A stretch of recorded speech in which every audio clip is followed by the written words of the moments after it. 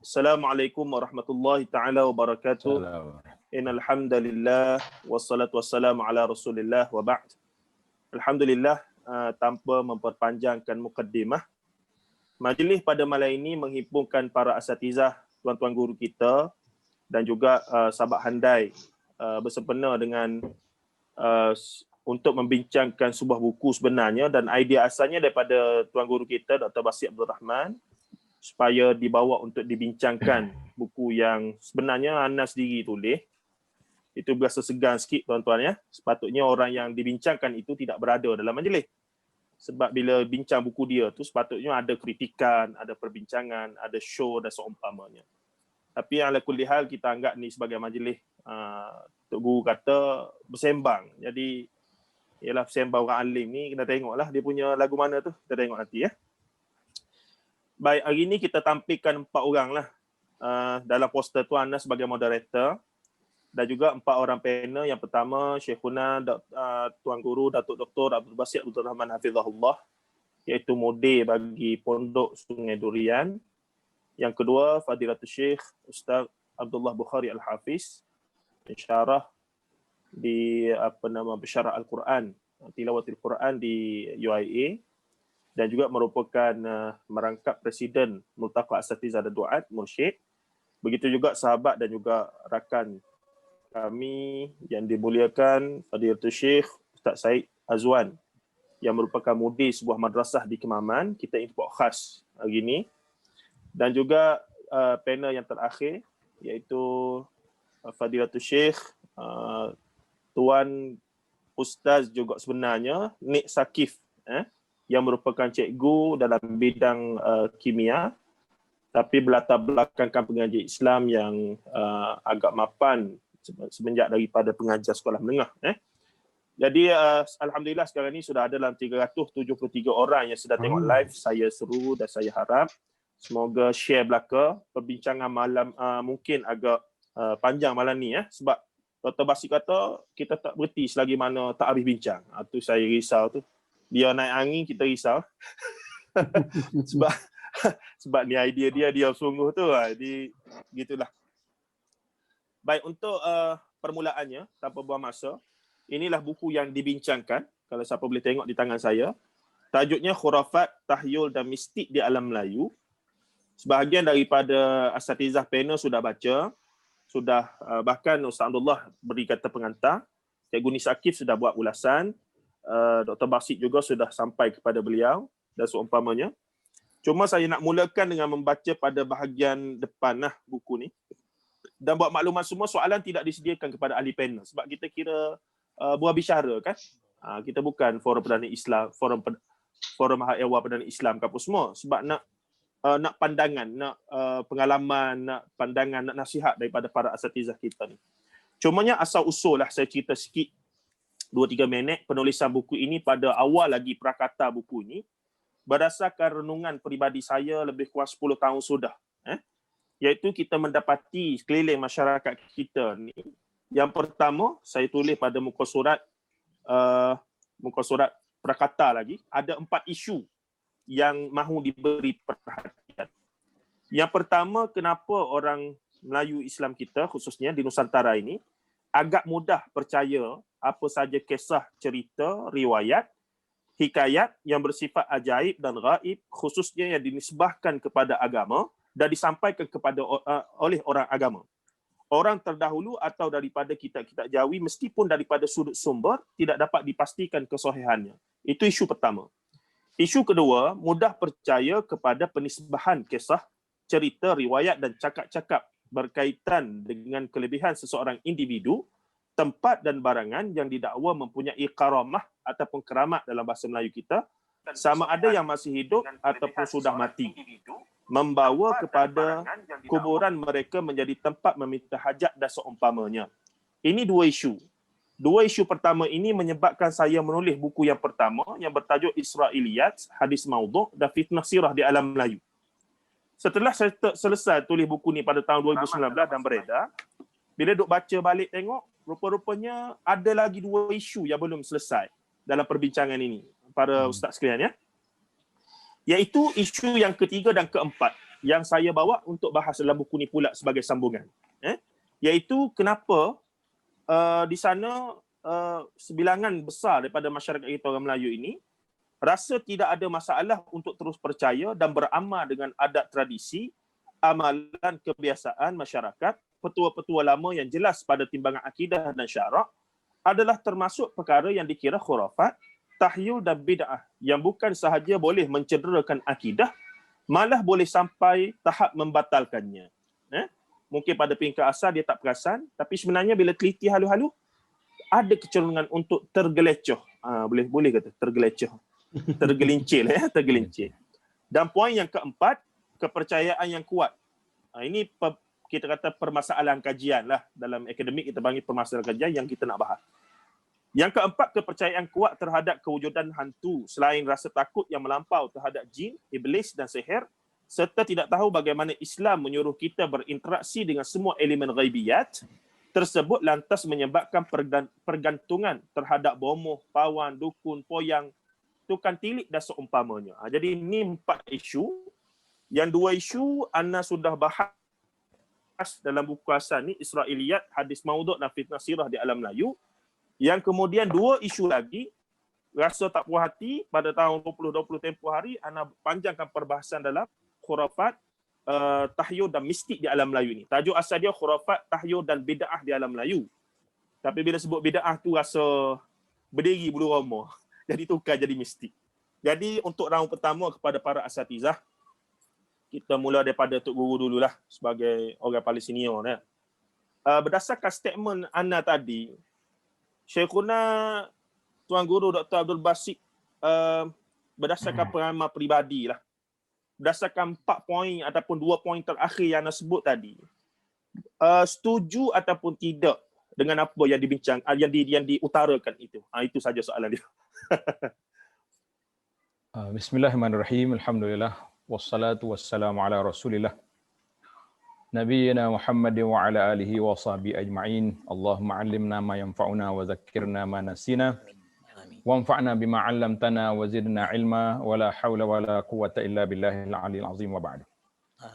Yang dihormati Fadil Ustaz Zahiruddin, Al-Fadil Ustaz Abdullah, Ustaz Syahid dan saudara Ustaz Sakif, serta para penonton sekalian, Assalamualaikum warahmatullahi wabarakatuh. Waalaikumsalam. Jadi alhamdulillah malam ni kita dapat bual bicara buku Khurafat, Tahayul dan Mistik di Alam Melayu ni. Jadi apa yang disebut oleh pengarang buku, yang dia duduk sibuk tentang format kita malam ni, kita kata kita bukan nak belah buku, bukan nak koyak buku, kita nak faham apa ada dalam buku. Kalau tak ada tuan tu, mana kalau kita nak kritik buku lah ni, kita nak tahu buku dia ni cerita apa. Apa yang ada di dalam buku. Sebab kita nak baca semua, mungkin tak sempat. Jadi kita sekarang ni kita nak tahu poin apa yang ada dalam ni. Sama juga contohnya ada sahabat kita, Cikgu Sakif yang dah buat khulasah. Jadi banyak malam ni insya-Allah tuan-tuan duduk sekali dengan kita dalam majlis kita ni, seolah-olah kita tahu dah apa dalam buku ni dan tinggal lagi nak beli buku ya. Itu kena ingat.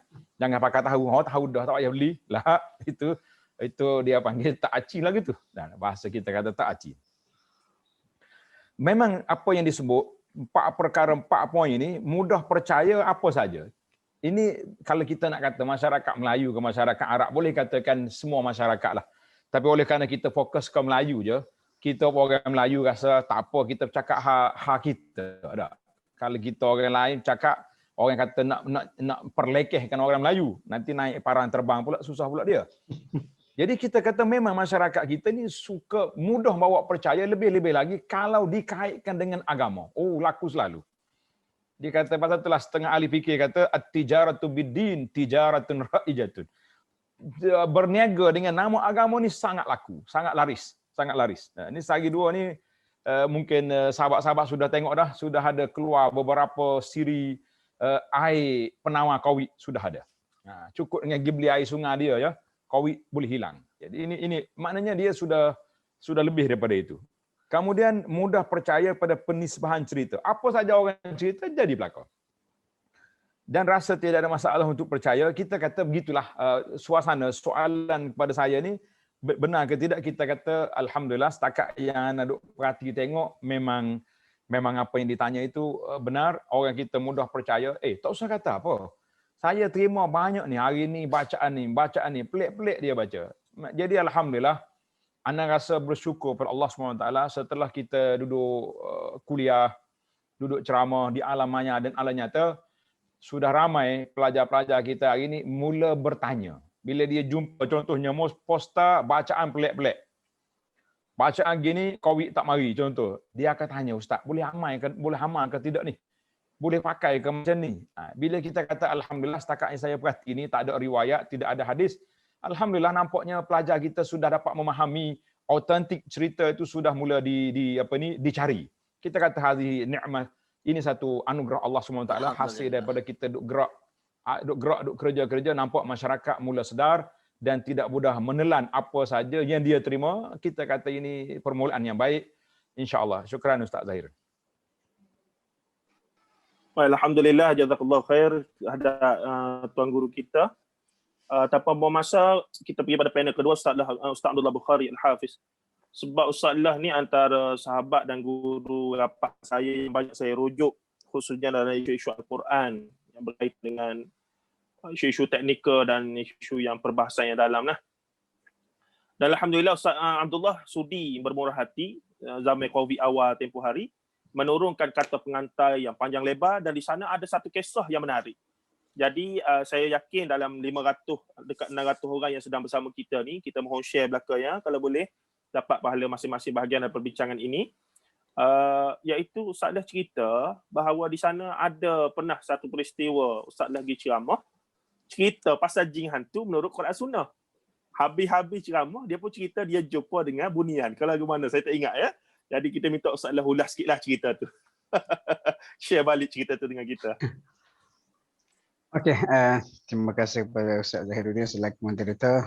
Yang dihormati Tuan Guru Datuk Dr. Abdul Basit, Ustaz Syed Azwan dan juga Ustaz Nik Saqif. Anda baru tahu Ustaz Nik Saqif ni Mahat ya rupanya. Mak Muhammadi. Tidak orang lain tu. Ustaz lah tu. SPM tahun bila Ustaz? Saya baru nak berkenalan. Baru lagi, baru 2004. Oh, 2004. Adik sangat lagi anak SPM 92. Oh, jauh lagi tu. Okey, alhamdulillah. Ustaz Zahir ni bila cerita pasal buku, cerita pasal ilmu, kadang-kadang kita letih nak layan dia. Tapi hak bagusnya, kita akan dapat kesempatan banyak knowledge kita dapat baca buku dan sebagainya. Lepas tu ingat lagi masa first PKP hari tu, dia WhatsApp, lepas tu dia bagi manuskrip buku dia ni. Kebetulan pula pada masa tu kita memang tak ada kerja. Saya baca buku dia tu, buat speed reading, dapatlah gist ataupun perkara-perkara penting dari buku dia. Alhamdulillah. Buku ni bagi saya di hujung pengantar tu saya kata semua orang Melayu kena baca buku ni. Sebab apa, dia macam satu bab yang mujarab yang boleh kita kata merawat pemikiran khurafat orang Melayu. Dan pemikiran khurafat orang Melayu ni sebenarnya dia sangat kompleks. Benda berakar umbi dah hampir 500 tahun, kita kata zaman para mesuara lagi. Lepas tu ingat masa di UM kita belajar pemikiran Islam. Ingat lagi lecturer kami tanya, kenapa berbanding agama lain, agama Islam ni lebih mudah untuk diterima oleh orang Melayu. Lepas tu antara jawapan semasa perbincangan semua sekali, dia kata sebab agama Islam yang dibawa oleh para pendakwah dulu sangat tinggi tolerannya. Ada sinkretisme akidah dan sebagainya. Mula-mula sekali orang Melayu percaya raja-raja dewa. Kemudian para ulama dia punya ijtihad pada zaman tu, dia nak supaya orang Melayu ni terima Islam ni dulu. Lepas tu kita akan baiki sedikit demi sedikit. Jadi oleh kerana itu, kalau dia kata raja-raja ni bukan dewa, marahlah. Jadi strategi dia pergi jumpa raja-raja, dia pujuk raja tu supaya menerima Islam. Lepas tu raja ni bukan dewa kayangan tetapi anak keturunan Iskandar Dzulqarnain. Jadi raja pun tanya, siapa Dzulqarnain ni? Lalu dia ceritakan mengenai kisah Al-Quran. Dzulqarnain ni seorang raja adil penakluk dunia. Jadi tuanku ni keturunan apa ni. Jadi raja-raja dulu pun nampak status dia tak jatuh. Lalu diterima Islam. Itu antara teori ataupun cerita yang disebutlah. Kemudian oleh kerana toleransi itu nak ubah secara akar umbi, akidah percaya pada raja, percaya benda lain sangat susah. Tapi kita tak boleh salahkan pendakwah dulu sebab itu ijtihad yang mereka gunakan pada zaman itu. Jadi kita sekarang ni kita cubalah baiki. Okey, balik pada cerita Ustaz Zahiruddin tadi tu, antara perjuangan saya lah. Buku pertama saya tulis pun ayat syaitan tahun 2012. Dan antara tujuan apa saya tulis buku tu nak betulkan pemikiran masyarakat mengenai adab dengan perkara ghaib mengikut Al-Quran dan Sunnah. Dan antara pencetus utama masa tu saya tulis buku tu cerita ada seorang apa? Mana kena sebut ke tak ni? Kayak kalau sebut orang marah Ustaz Zahir. Nak sebut ah? Oh, kena sebut. Guru sebut ah. Cerita siapa panggilan dengan nama-nama sekian ni. Dapat sakit misteri sebab ni nama-nama jin. Jadi masa isu tu keluar Christina apa semua tu. Christina Balqis Batrisya. Masa isu tu keluar, orang tanyalah kita ustaz-ustaz ni. Lepas tu masa tu dalam mursyid Dr. Zaharuddin, bila orang tanya dia pun tak tahu. Dia rujuk pada ahli mursyid pada masa tu. Kami ada biasa pemerawat pesakit pun tak tahu benda ni. Akhirnya Dr. Zaharuddin rujuk pada almarhum Datuk Haruddin. Dan jawapan Datuk almarhum Haruddin jelas. Dia kata qul la ya'lamu man fis samawati wal ardil ghaiba illa Allah. Surah An-Naml ayat 65. Tak ada siapa pun tahu benda ghaib di langit, malaikat ataupun di bumi, para nabi ataupun manusia biasa melainkan Allah. Jadi dakwaan yang berkaitan perkara ghaib mesti berdasarkan dalil. Itu antara punca saya tulis buku tu. Dan dalam buku tu ayat syaitan tu kemudiannya hak terbaru bertukar jadi perang gerila tu. Ada satu bab kecil yang saya ulas, saya pun jawab benda tu. Saya kata benda tu tak betul. Jadi itu perjuangan muka saya. Muka apa tu? Macam mana? Dalam muka surat apa ni? Waktu tu Ustaz kalau tengok di bahagian belakang komentar mengenai nama-nama jin. Nama jin Komentar mengenai nama-nama jin. Okey, lepas tu bila kita nak betulkan masyarakat ni, kebetulan pula anak murid saya, dia ni bekas ketua pengarah insolvensi Malaysia. Dia ni orang beragama, menantu kepada Tan Sri Hasan Azhari almarhum. Jadi dia ambil saya, dia booking selama setahun buat kuliah bulanan di insolvensi Malaysia di Putrajaya. Kita pun gila. Setiap kali nak pergi mesti nak kena bincang dengan Datuk Anas. Datuk Anas Ahmad Zaki nak bincang topik apa. Lepas tu kita cadangkan topik, dia pun setuju. Nak jadi ke cerita satu hari kita buatlah topik jin. Topik jin ni masa sepanjang kuliah sejam lebih tu semua kita cerita prinsip-prinsip agama. Apa-apa saja berkaitan benda ghaib ini mesti berdasarkan dalil dan sebagainya. Kiranya jelas lah, orang akan faham lah adab dia. Lepas tu masa duduk minum, ada seorang pegawai, kita kata tinggi lah juga jawatan dia, grade dia. Duduk berapa sekian, kata orang bunian ni, orang cakap, dia guna tu, orang cakap. Padahal kita sebut dah dalam kuliah baru sebentar. Kita tak boleh main orang cakap. Benda ghaibiyat, jin, syaitan ni kena melalui Al-Quran. Jadi pada masa saya bertemanung lah. Saya kata, dahsyat sungguh pemikiran khurafat orang Melayu ni. Walaupun letak Quran Sunnah depan, nak buai hak akal umbi, orang cakap. Memang sukar. Ini adalah satu usaha berterusan yang memerlukan langkah, kita kata jauh lagi perjalanan kita. Tapi hak bagusnya, setakat pemerhatian saya, akidah kita tu dah semakin ke arah kebaikan. Lepas tu kena banyakkan lagi usaha-usaha macam Ustaz Zahiruddin dan juga berbincang macam Allahu'alam. Assalamualaikum. Baik, masih pada Ustaz dah. Cuma kalau boleh Hana tambah sikit berkaitan apa yang ditulis dalam buku tu lah. Iaitu pada muka surat bab yang awal, kalau Ustaz dah ingat, kita mula dengan ayat surah Al-Baqarah. وَلَنَبْلُوَنَّكُمْ بِشَيْءٍ مِنَ الْخَوْفِ وَالْجُوعِ وَنَقْصٍ مِنَ الْأَمْوَالِ وَالْأَنْفُسِ وَالثَّمَرَاتِ وَبَشِّرِ الصَّابِرِينَ tu. 5 ujian dalam tu Ana gambarkan. Ana cuba bayangkan tok nenek moyang kita dulu zaman tak ada agama. Bila Allah Ta'ala uji dia dengan 5 perkara itu, macam mana dia respon. Jadi cara dia respon adalah Allah Ta'ala tetap, walaupun agama tak sampai lagi wahyu, dia ada akal, dia ada akal fikiran dan dia ada pengalaman hidup. Jadi mereka mula berspekulasi di sebalik kejadian alam ini pasti ada kuasa yang kontrol ataupun yang bagi. Jadi idea asal rupanya para ahli antropologi agama memang faham benda tu. Maka mereka buat kesimpulan di sebalik yang zahir ni ada yang batin. Yang ni ada dia punya ruh. Maka muncullah konsep mambang, semangat, spirit. Semangat. Kita dah ingat mambang ni Piramli mengaruk je. Rupanya ada sungguh mambang. Hai mambang tanah, mambang laut, mambang angin, mambang api tu.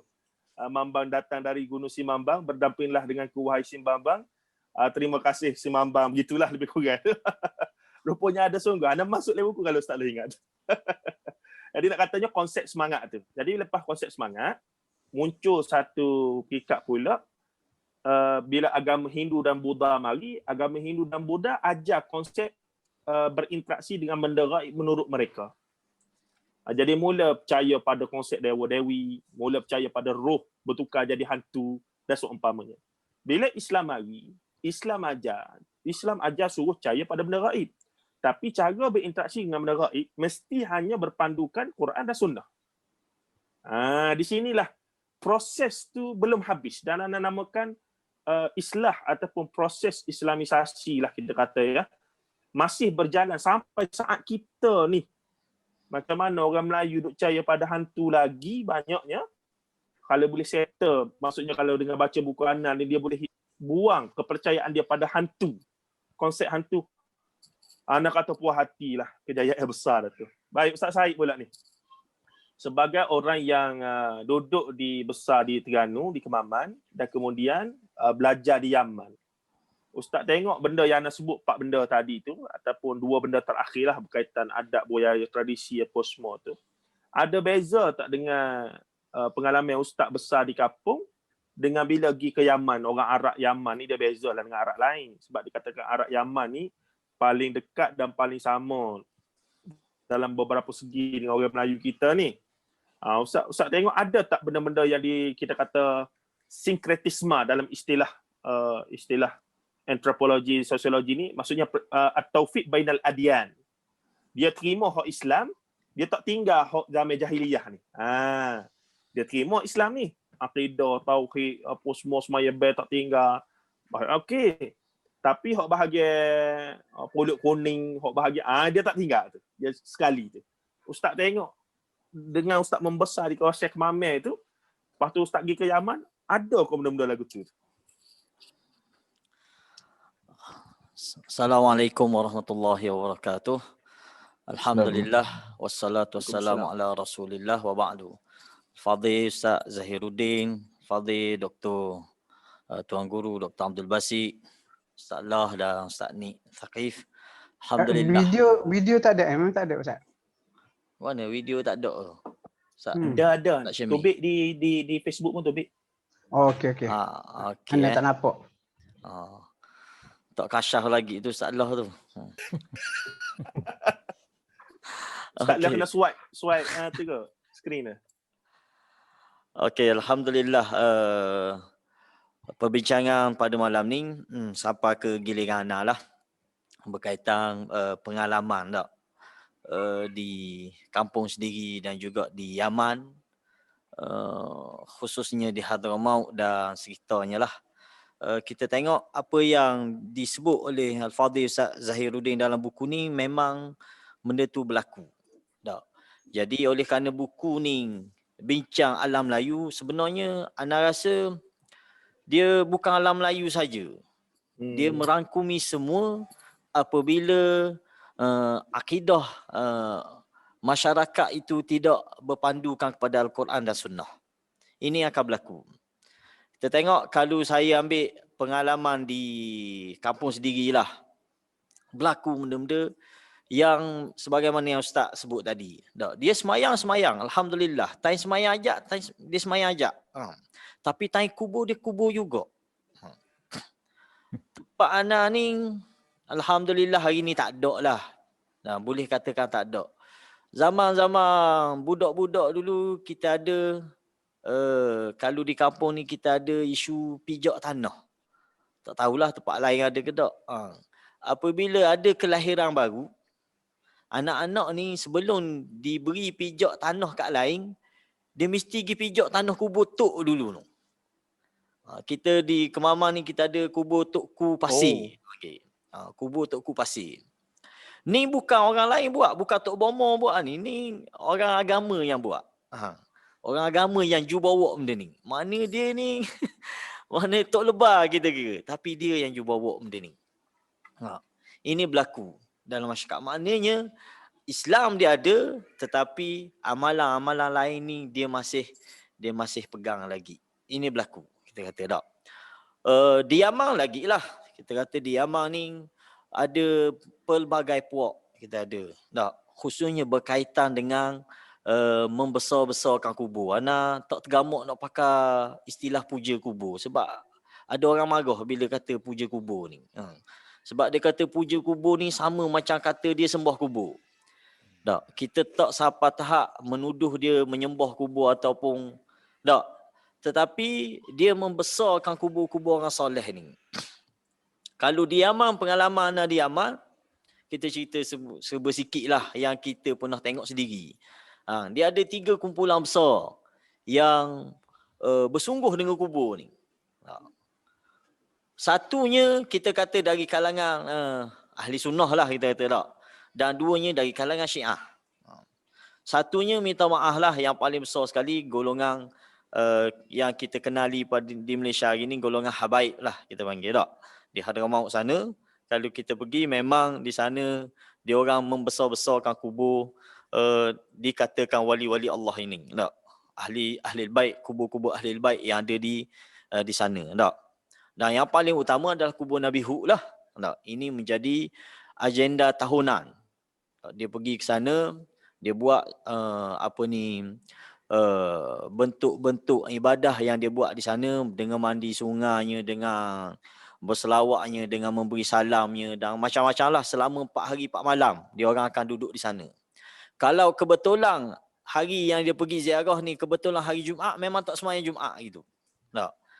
Sebab alasannya musafir dan sebagainya lah. Maknanya besarnya agenda ziarah yang dia buat.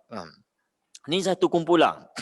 Kumpulan kedua yang ana sempat pergi juga tempat dia ana duduk situ, iaitu kumpulan Syiah yang kita kenal hari ni Houthi lah. Orang kenal belaka Houthi. Dulu tak ada pun nama Houthi ni masa ana pergi. Tapi di sana di tempat Houthi ni di Sa'dah ni dia ada kubur juga. Dia ada kubur Imam Hadi dia panggil. Di masjid besar dia tu, Jami' Kabir dia di Sa'dah ni ada kubur di dalam masjid tu. Dan benda ni lebih kurang dengan kita. Kubur dengan masjid ni tak boleh nak senggang. Kita di Malaysia pun masih ada benda tu lah. Ada masjid, ada kubur. Di sana pun begitu. Tak? Malah di sana kubur-kubur yang ada di masjid ni memang kubur-kubur orang, kita panggil orang soleh, imam ataupun wali dan sebagainya. Kalau di Sa'dah ni, tempat Imam Hadi ni memang ana tengok dengan mata kepala ana sendiri bersama dengan ana Al-Fadhil Ustaz Amin, Ustaz Amin Kelantan kita. Kita pergi tengok memang dia tawaf di kubur ni. Sini memang ada isu tawaf. Dia bertawaf di kubur pelajar-pelajar yang balik sekolah sebelum balik di rumah, dia akan singgah ke kubur ni, dia akan tawaf dulu. Akhir dia tawaf, dia akan ambil tanah kubur tu sikit, dia setuh untuk ambil berkat dengan kubur Imam Hadi ni. Ini yang nak tengok sendiri di kubur yang berlaku di Sa'dah. Tapi ini bukan golongan ahli sunnah. Kita sebut selalu dah. Ini hanya sikit Ustaz Syed Ya. Imam Hadi itu yang disebut oleh San'ani dalam ya betul Ustaz. Ya, Imam Hadawi. Qala al-Hadawi itulah imam dia. Imam Hadi. Sebab Syiah Zaidiyah ni di Yaman dia pecah kepada 2 orang. Dia ada Hadawiyah, dia ada Jarudiyah kan. Yang beratnya di Sa'dah ni Jarudiyah lah yang kita kenali sebagai Houthi hari ni. Adapun Imam Hadi ni memang imam seorang ulama besar. Yang San'ani dalam Subul Salam diambil sama, nakal sama qaul dia dah. Qala al-Hadawi. Tu satu puak kedua. Ada puak ketiga, puak Batiniyah kita panggil. Puak Ismailiyah Batiniyah yang berada di Jiblah. Di Yaman, di Jiblah. Jiblah ni antara Sana'a dengan Ta'iz. Dia ada satu tempat yang subur. Kita tengok bumi dia hijau. Di sana ada sebuah masjid. Jami' Kabir juga. Di dalam masjid tu betul-betul di sebelah kiri mihrab ada kubur. Satu kubur. Kubur siapa sini? Di sini kubur Queen Arwa nama dia. Ataupun Malikah Arwa. Kalau kita ingat sejarah, di Yaman ni ada 2 wanita yang memerintah Yaman. Pertama di zaman Nabi Sulaiman dulu, Ratu Balqis. Kemudian di Sabak, kemudian Ratu ataupun Queen Arwa ni. Queen Arwa ni dia sezaman dengan kerajaan Fatimiyah di Mesir. Dia orang ni, dia puja sungguh kubur ni. Golongan mana? Golongan Fatimiyah. Terutamanya yang mari daripada Pakistan dan India. Tiap-tiap tahun dia akan mari ziarah sini. Ana pernah tengok sekali ada OKU yang pakai kursi roda ni. Dia sanggup pikul OKU ni naik ke masjid ni. Masjid ni tangga dia banyak. Tinggilah di atas bukit masjid ni. Dia sanggup pergi semata-mata untuk semayang di kubur ni. Dia tak berebut semayang dekat saf pertama, dekat mihrab ni. Dia akan berebut di sebelah kiri ni. Ramai-ramai dia akan berebut semayang situ. Tak, acu boleh dia nak sujud rapat ke kubur tu. Itu berlaku di Yaman. Jadi kita kata benda yang Ustaz Zahir sebut di dalam mukaddimah kitab ni betul-betul berlaku. Memang masyarakat ataupun umat Islam yang akidah dia tidak jelas, terutamanya berkaitan dengan tauhid dan syirik ni, maka berlakulah dalam etikad-etikad dia, khususnya berkaitan kubur wali-wali dan kubur orang soleh. Itu sekadar pandangan pertama ana, wallahu alam. Alhamdulillah, jazakallahu khair kepada Ustaz Syed. Ana pernah ana sebut pun dalam buku ni dan beberapa kali dalam siri bedah dan perkongsian, seolah-olah ada satu macam tak balance lah dalam pengajian kita mutakhir. Bila kita fokus masyarakat kita suruh mengaji tauhid, tapi dalam masa yang sama kita tak tekankan untuk mengaji juga syirik itu sungguh-sungguh macam kita mengaji tauhid. Bagaimana kita ajar iman, perbahasan kita, tapi dalam masa yang sama bab kufur kita tak ambil berat semacam, dan tak ramai asatizah yang seronok nak bincang bab syirik kufur. Apatah lagi dalam nak kenal sunnah, maka wajib untuk kita mengenal bid'ah itu apa, sebab dia muqaranah, perbandingan. Nak kenal malam, kena kenal siang. Nak kenal jantan, kena kenal betina. Itu kaedah alamiah. Subhanalladzi khalaqal azwaja kullaha. Tapi ayat tu konteks lain lah. Tapi nak katanya Allah sengaja jadikan dua-dua tu supaya kita boleh tahulah bila kena tauhid. Jadi anak nampak bila tauhidnya mantap tapi tak kena syirik, jadi dia tak pegang tauhid sungguh-sungguh, dalam masa yang sama dia tak sedar benda yang dia buat juga telah mencederakan tauhid dia. Sebab syirik dia tak kena ataupun tak mulim sungguh. Dan seumpamanya. Anak nampak situlah yang wajar ke depan para asatizah masyarakat kita, wajar, dan dalam buku ni kita dedahkan begitulah supaya ada kelengkapan itu dalam sistem pengajian dan juga kita sendiri orang awam ni untuk mengaji itu. Baik, untuk panel seterusnya, cikgu kita ni Ustaz ni Sakif Al-Ustaz fi Kimia. Sah? Ya, Ustaz ni cikgu sudah dah. Cikgu Nik Sakih ni dia rupanya anak rasa macam dia tua pada anak, rupanya dia muda pada kita. Sebab dia banyak baca, dia nampak wibawa dia tu. Ustaz ni mengulah dengan bukan begitu baik lah. Maksudnya ulah buku anak ni kira-kiranya bagi anak nampaklah cikgu mendapat intipati, dan tak pelik sebab latar belakang cikgu yang begitu mantap dalam perbincangan agama Islam dan seumpamanya, yang menyebabkan bila Syekhuna Tuan Guru Datuk Dr. Basit baca, terus dia kata, panggil tu. Ulah tu panggil tu sekali, kecek selalu. Jadi Ustaz Nik ni, cikgu Nik kita ni, Tok Guru sendiri panggil tu. Tidak anak tak berani juga nak pandang-pandang tu. Jadi untuk sebelum kita pergi kepada persoalan kedua, sepanjang cikgu Nik baca buku ni lah, Khurafat Tahyul dan Mistik ni, cikgu Nik rasa dengan ulasan yang dia buat itu, setakat mana maksudnya masyarakat kita ni, maksudnya adakah benda yang anda bawa ni terlalu over, maksudnya melampau sangat bersangka buruk dengan orang Melayu ke, ataupun lebih kepada, sebab pendekatan anda dalam buku ni bukan nak menghukum, kalau perasan sebab buku agama tentang syirik apa semua ni banyak dah, kita tak dah bincang bab tu, tapi lebih nak menjelaskan kenapa terjadi begitu, dan dari awal nak ambil sebelum Islam mari lagi kita bincang dah cara mikir orang Melayu, alam Melayu ni dalam bab benda gaib ni lagu mana. Jadi setakat yang cikgu Nik duk baca lah, adakah benda tu menjawab ataupun boleh lagi diberi nilai tambah ataupun ataupun seumpamanya lah. Sila Dr. Cikgu Nik bagi ulasan. Baik, terima kasih sahabat saya Ustaz Zairuddin. Assalamualaikum warahmatullahi wabarakatuh. yang saya muliakan Tuan Guru Datuk Dr. Abdul Basit bin Abdul Rahman, Ustaz Abdullah Bukhari, Ustaz Syed Muhammad Azwan dan para penonton sekalian. Okey, pertama kali saya membaca buku ni sekitar hujung tahun 2020 pada bulan 12. Pada bulan 12 bila dapat saja buku ni, melihatkan dia punya dia punya tajuk yang agak menarik ni, saya terus bacalah, walaupun dalam tempoh masa seminggu lebih saya dapat habiskan buku ni. Kebetulan masa itu kita bekerja dari rumah dan sebagainya, dapatlah kita fokus sikit untuk menjawab atau membaca buku ni bagi habis. Jadi untuk menjawab soalan Ustaz Zahiruddin tadi, saya lebih suka untuk membincangkannya berkaitan dengan bagaimana Ustaz menyusun buku itu sendiri.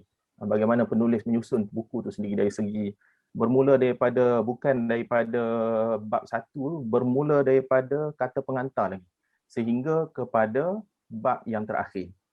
Okey, kalau kita boleh tengok daripada kata pengantar yang diberikan kata pengantar oleh Profesor Dr. Basri, kemudian pengantar oleh Ustaz Abdullah Bukhari sendiri. Kemudian bila masuk kepada prolog 1, 2, 3, 4 tu, bila baca prolog sampai 4 tu, mula-mula saya tengok kandungan, saya kata kenapa penulis ni pelik sangat sampai masukkan prolog sehingga 4. Tajuk utamanya tak masuk lagi, tapi prolog tu dah sampai 4 dah. Tapi bila saya baca, saya tengok prolog ni sebenarnya dia memberikan satu nilai tambah pada buku ini. Untuk, kalau dalam ilmu pendidikan, inilah dia panggil sebagai set induksi. Dalam 5 minit pertama kita masuk ke kelas di sekolah, sebenarnya latar belakang saya latar belakang pendidikan. Jadi set induksi ini sebenarnya penting untuk kita tarik minat pelajar kita. Kalau di sekolah biasanya murid-murid kita ni banyak waktu-waktu yang lain, jadi selepas bertukar waktu tu biasanya kita akan tukar subjek, dan murid-murid tadi biasanya akan minda dia akan jauh, kita pun tak tahu ke mana. Jadi set induksi itu datang untuk menarik balik minat murid tadi untuk kembali kepada tajuk yang kita nak bincangkan. Jadi prolog yang Ustaz Zahiruddin bagi tadi seolah-olah menarik balik supaya kita betul-betul fokus dengan apa yang kita nak bincangkan.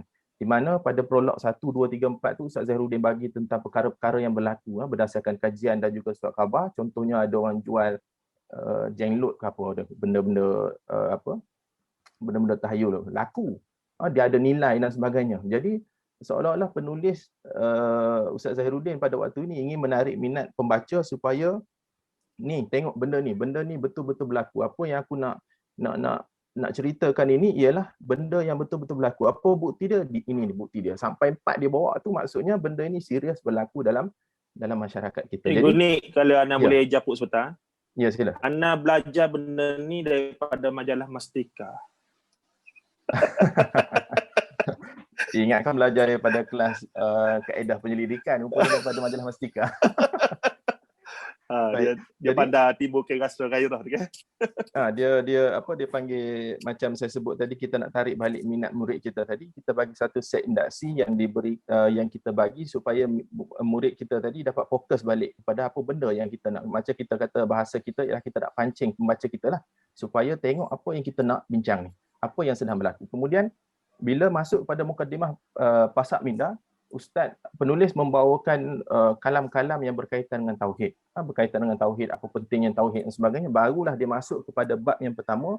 Bab yang pertama dia tak bincang lagi berkaitan dengan tahyul mistik, semua benda ni tak bincang lagi. Baru bab pertama itu bincang tentang ujian alam dan makhluk gaib ini sebagai ujian dan bukti kekuasaan Allah. Dia pergi kepada tauhid dulu. Dia pergi kepada tauhid dulu, kemudian baru kepada bab yang kedua, bagaimana umat Melayu memahami benda ini. Memahami benda ini sebelum agamanya datang. Sebelum agamanya datang, maksud penulis di sini ialah satu jangka masa yang panjang daripada daripada kita terima agama lagi, penulis dah tunjuk macam mana orang Melayu pada waktu itu berinteraksi dengan agama. Jadi apa yang dibentangkan itu memberikan satu tempoh masa, timeline yang panjang daripada dulu sampai sekarang yang menyebabkan kita dibawa oleh penulis ke satu masa yang jauh lah. Kita tengok dia punya perbincangan tu, perbincangan dia panjang. Walaupun Ustaz Zahiruddin sendiri sebut tadi, dia punya penulisan ni tidak dalam tapi panjang dari segi tempoh tempoh masanya. Kemudian baru masuk ke bab yang ketiga pada muka surat 45. Baru masuk kepada khurafat, tahyul dan mistik. Apa yang dibincangkan dari segi definisi dan sebagainya.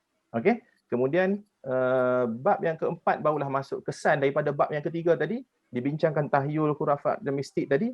Bab yang keempat barulah penulis kemukakan kesannya. Apa yang berlaku sekiranya benda ini tidak diberikan keutamaan ataupun dilanggar oleh masyarakat Melayu. Dia akan menimbulkan kesan dia yang dibincangkan dalam bab yang keempat. Kemudian bab yang kelima, penulis mengemukakan pandangan ulama semasa berkaitan dengan hal ini, dan kemudian bab yang keenam, penulis meletakkan satu penegasan di situ tentang alam ghaib daripada Al-Quran.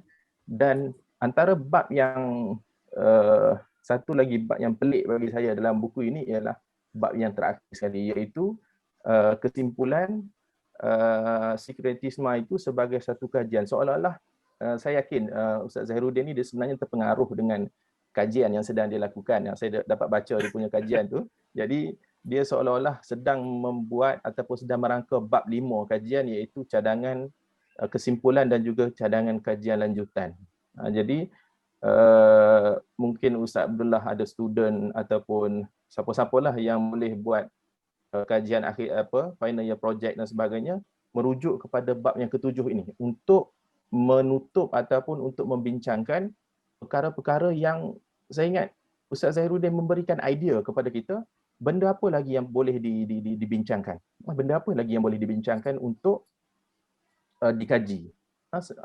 Sifat ilmu itu bila semakin banyak kita bincang, dia semakin meluas. Jadi bab yang ketujuh ini agak menariklah bagi saya sebab Ustaz Zahiruddin memberikan beberapa tangan untuk kita troka ataupun itu kita buat kajian. Jadi sebagai menjawab soalan Ustaz tadi, saya ingat kalau kita nak berikan satu kefahaman kepada kita punya audien ataupun pembaca, kita mesti menerangkan naratif dia daripada awal sehingga akhir. Macam mana benda itu berlaku. Macam Ustaz Abdullah sebutkan tadi, kita nak buang benda ni, khurafat, mistik dan sebagainya sangat susah. Salah satu cara dia bagi saya lah, pandangan saya, salah satu cara dia ialah kita bagi faham dulu kepada audien kita dari mana benda tu asal usul. Dan asal usul itu datang daripada mana dan kenapa dia boleh begitu sebati dalam minda masyarakat kita. Macam Ustaz Syed sebutkan tadi ada pijak tanah dan sebagainya. Benda tu mungkin ada kaitan dengan betapa lamanya masyarakat kita berada dalam agama yang sebelum agama Islam. Jadi naratif yang begitu panjang yang diberikan oleh penulis menyebabkan kita tahu sebenarnya benda ni berpunca daripada mana dan ke mana harus kita pergi untuk kita selesaikan masalah ini. Sebab apa yang macam Tuan Guru Dr. Abdul Basit sebutkan tadi, benda ini kalau kita nak musnahkan dia ataupun nak hancurkan dia agak susah. Sebab saya teringat kata-kata sahabat saya, dia kata kita terlalu dalam akidah ni kita terlalu berlembut sehingga kan kita ketat dalam fiqh. Sedangkan sepatutnya kita longgar dalam fiqh, kita berlapang dada dalam fiqh, tapi kita ketatkan dalam bidang akidah. Tapi sebenarnya benda itu tak berlaku sebab orang tua di kampung pun dia lebih faham perkara yang membatalkan wuduk berbanding dengan perkara yang membatalkan iman.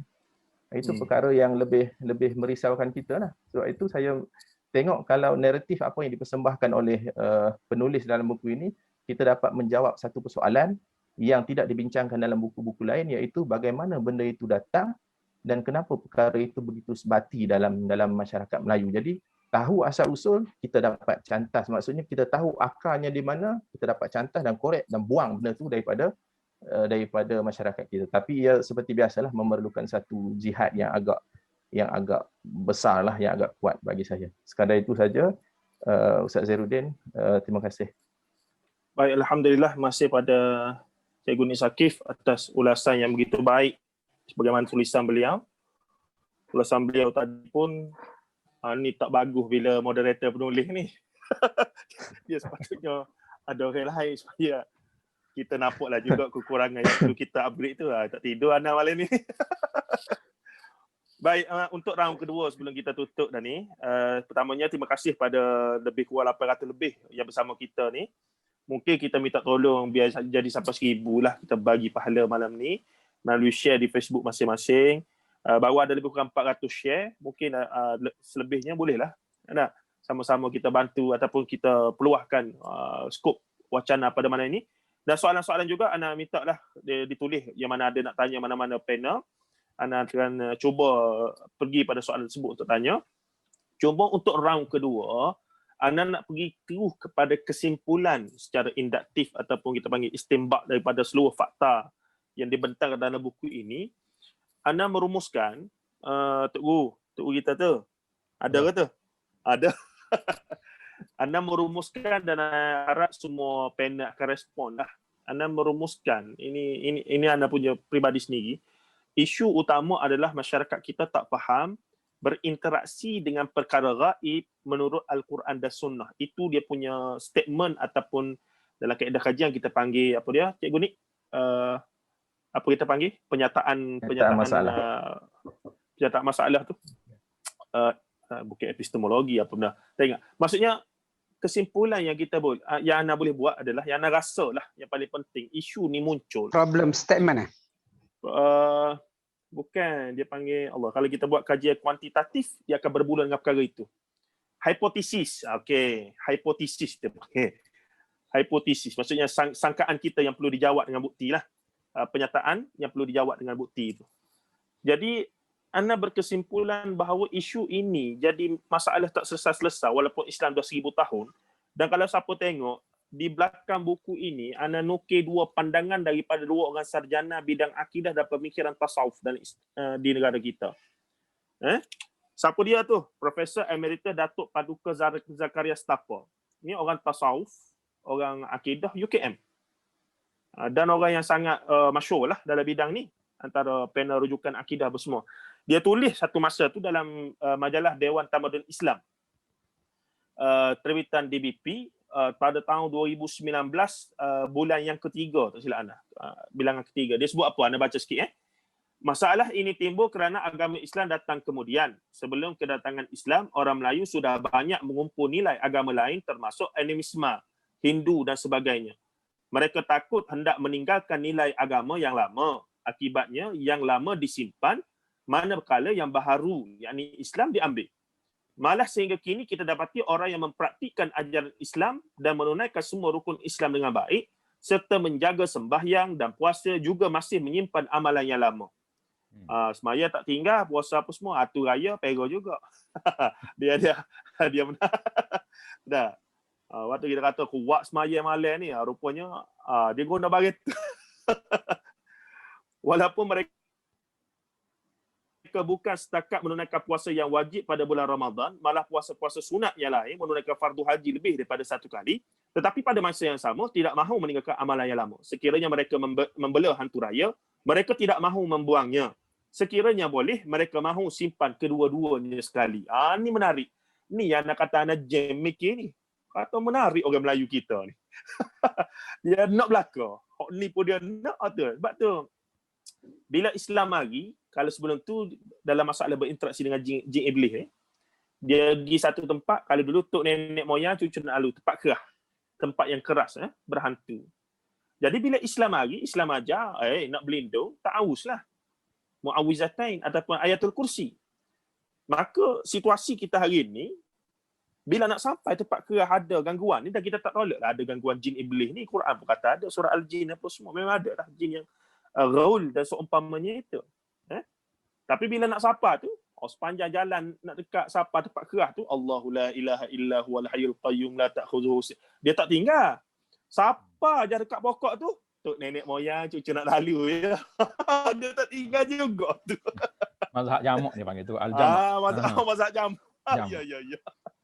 Jadi anda nak minta ulasan semua panel dari sudut lagu mana kita nak bagi faham ataupun inilah keimanan kepada alam gaib menurut Quran Sunnah ni. Nak nampak tu je puca dia tu, jadi duk percaya kotak bomo, jadi sebab tak jelas. Bila melibatkan benda gaib, contoh ada orang mendakwa dia boleh tengok jin. Ada orang kena tipu sampai puluh-puluh ribu. Sebab apa? Sebab jumpa di RNR, orang tu perhati dia, lepas tu mari bisik, "Bang, saya ni bukan nak kata apa. Saya ni belajarlah sikit. Abang sebenarnya ada banyak jin duk ikut ni." Dia jadi gabrah. Jadi kawan tu pun bagi nombor telefon MK apa semua. "Abang, saya boleh lah nak tolong-tolong sikit." "Tak apalah, kalau ni saya ni." Kawan tu balik, tak sedap tidur malam tu. Tengok situ, tengok sini.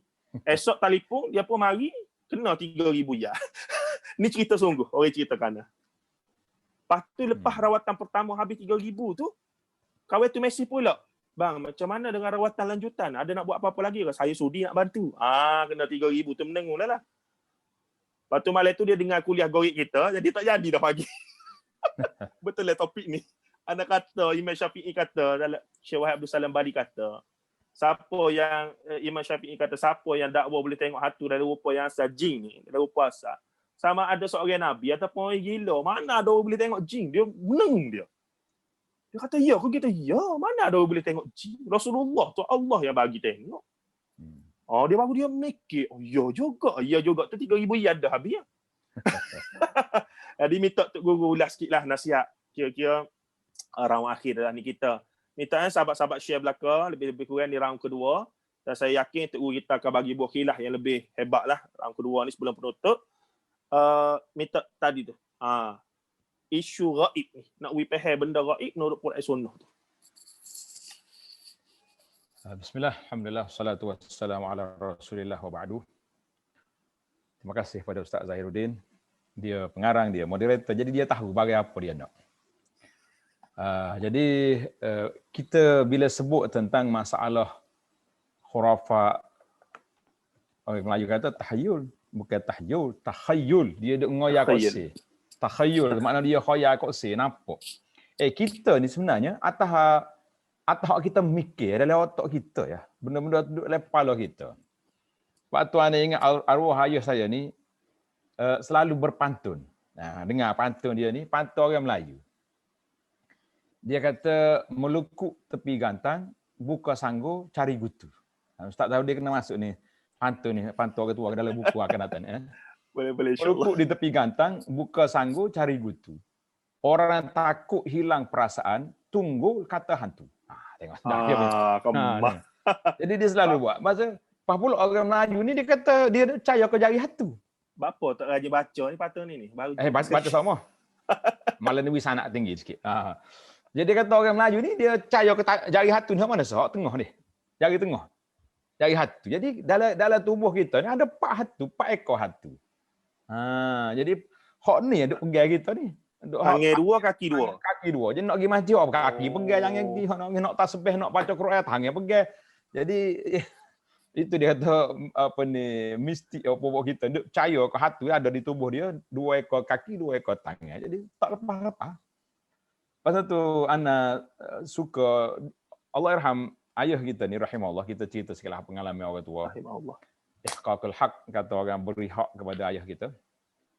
Di antara jasa-jasa dia, bila dia kata dia balik dia ngaji pondok. Bila klik tengok orang kapur ni, bila nak buat padi, dia panggil acok. Apa dia acok ni? Ustaz Zahir tulis kat dalam buku dia ni, acok ni. Main acok ni. Lagu mana acok ni? Acok cerita sikit. Tidaklah, dia letak benda macam moja lah. Macam moja. Dia panggil acok. Mana bila nak padi kat semangat padi tu, kena pergi bawa puluk kuning, bakar air, tetok di tengah padang. Jadi dia pun duduk mikir, apa kita gitok ke hatunya, ayah panggil ni sedap. Lepas tu, awak mari balas, awak mari dibalas di surau kita.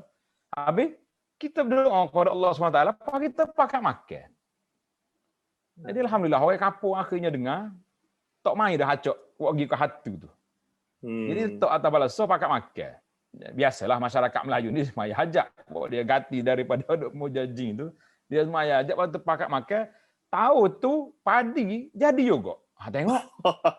Tak ada hatu-hatu Dia kata kita pergi duduk berasa hatu tunggu saka kata ke hatu tadilah.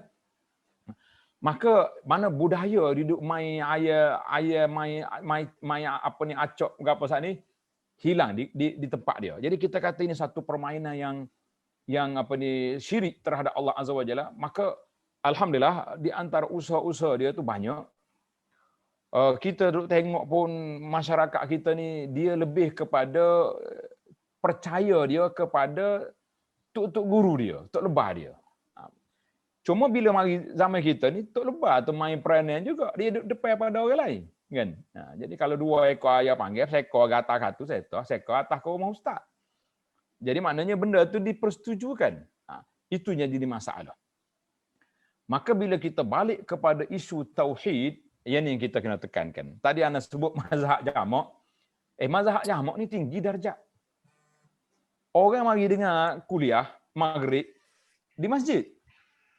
Sudah semaya Isya ala klik, berhenti lagi rumah tok bama nak tanya big hilal. Itu masalah dia. Kata gua nak pergi rumah tok bama tu tanyalah saja tanya je.